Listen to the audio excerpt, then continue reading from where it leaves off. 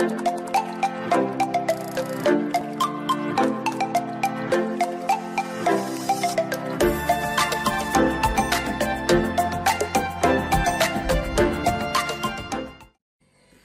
Cup मखानों को dry roast करेंगे हल्की आंच पे तकरीबन 5 से 7 मिनट।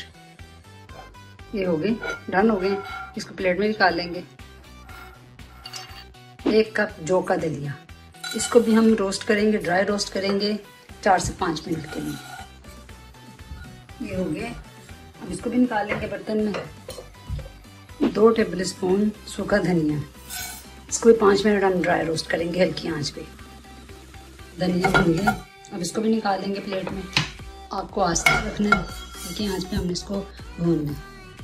4 टेबल स्पून बादाम, 4 टेबल स्पून अखरोट, 4 टेबल स्पून काजू, इनको अच्छे से भूनेंगे। इनको भी ड्राई रोस्ट करेंगे 1 मिनट के लिए हल्की आंच में।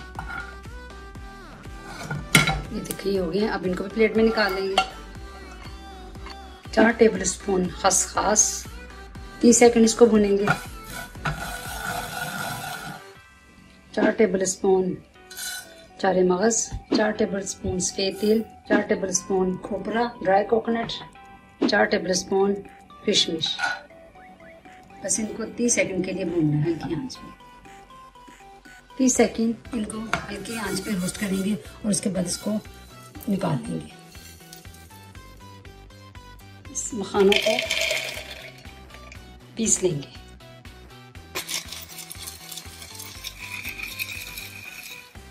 इनको बर्तन में निकाल लेंगे। जौ के दलिया को भी पीस लेंगे, इसको भी इसमें डाल देंगे बाउल में। सूखा धनिया हड्डियों के लिए बहुत अच्छा है, ये हड्डियों को बहुत मजबूत करता है।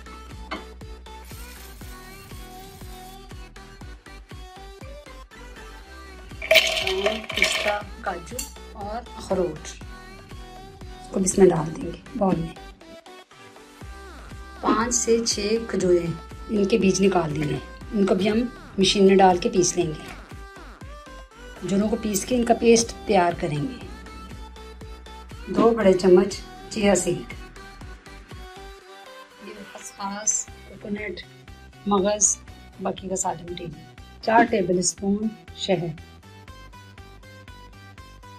अब इनको अच्छे से मिक्स करेंगे और इनके लड्डू बना लें, जो आपका दिल चाहे आप शेप बना लें। देखिए इस तरह के मैं लड्डू बना के सारे तैयार कर लेती हूँ।